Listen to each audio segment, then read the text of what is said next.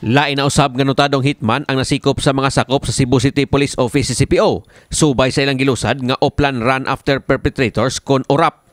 Ning hingayuna usa ka Rodito Branzuela alias Damol nga taga Sitio Palma, Barangay San Roque, Dakbayan, Sugbo ang nasikop sa puwersa sa Police Station 1 sa CCPO. Si Branzuela nasikop lang unta sa usa ka bypass operation sa may Sitio Riverside, Barangay Lorega, San Miguel, Dakbayan sa Sugbo kaganihang kadlawon.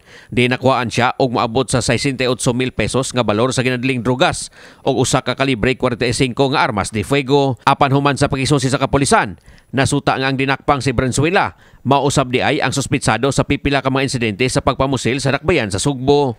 Gitumbok siyang suspek sa insidente sa pagpamusil sa may Barangay San Roque og nasayran nga aduna kini laing pending nga kaso sa korte kalabot gihapon sa pagpatay.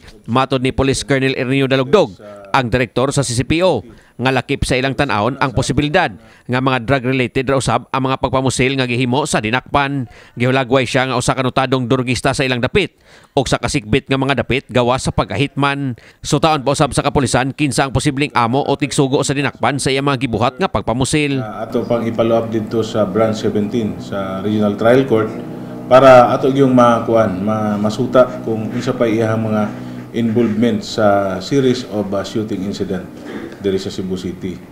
So this is another accomplishment sa ato ang unified strategy kadtong ginatawag natong ORAP, Operation Run After Perpetrators. So daghan na tag mga dadakpan nga kini mga involved sa shooting incident. Samtang gibutyag ni Dalugdog nga ubay-ubay gyud sila karon og gipangsubay nga mga personalidad nga ania sa Dakbayan sa Sugbo nga may kalambigitan sa mga krimen sama sa pagpamusil. Kini subay usab sa ilang nakuhang impormasyon kalabot sa mga personalidad base gihapon sa Oplan Run After Perpetrators kon ORAP. Buot sa kapulisan nga masikop ang maong mga personalidad aron sab nga maminusan ang mga insidente sa krimen sa Dakbayan nga sila ang posibleng nagpaluyo. Bino nga kining shooting incident diri sa Cebu City ato yung paningkamutan nga mubaba pa gini. Daghan pa tagi pangita karon. In fact natay isa ka suspect gahapon nga involved. Daghan po kay ito siya og kanang record na daghan siya gipamusil. Na timingan na gyud kay nakadagan atong nagkandak og operation atong operatiba.